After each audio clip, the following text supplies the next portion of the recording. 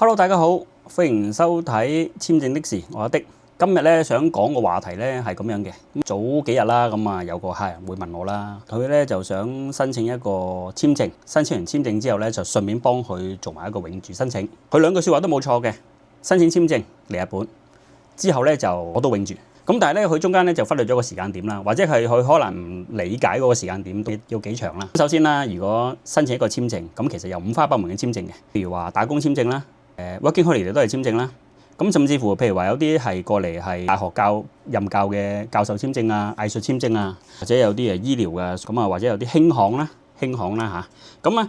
其實咧喺本書度咧，即係喺佢啲指引手冊上面咧，都會寫得好清楚。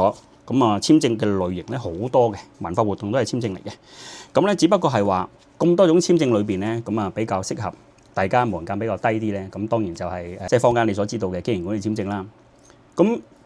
申請經營管理簽證，咁就需要咧喺日本啦，要成立一間公司啦。咁你透過司法書士就成立一間公司啦。咁之後咧就注資一個500萬嘅資本金。咁開咗間公司之後啦，咁之後咧就透過行政書士啦，佢咧就會幫你做一個計劃書啦，收集好所有該要嘅材料之後咧，佢就會同你遞交，佢出入個遞交。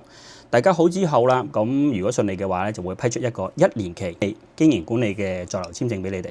咁你哋咧就可以進入日本。咁咧透過不斷去經營一間公司咧，因為你開間公司之後咧，咁你哋每一年咧公司都會做一個 audit 噶嘛。嗰個不斷咁去經營間公司咧，達到一定嘅時間，在留卡更新到咗一個合理嘅時間咧，你哋可以申請一個永住嘅。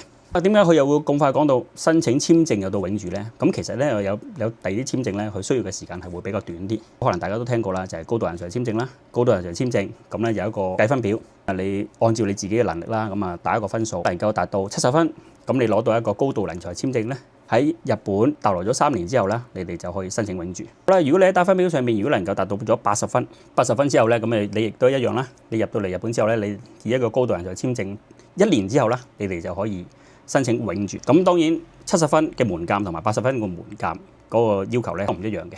咁有興趣想要了解更多嘅話咧，就不妨嚟問啦。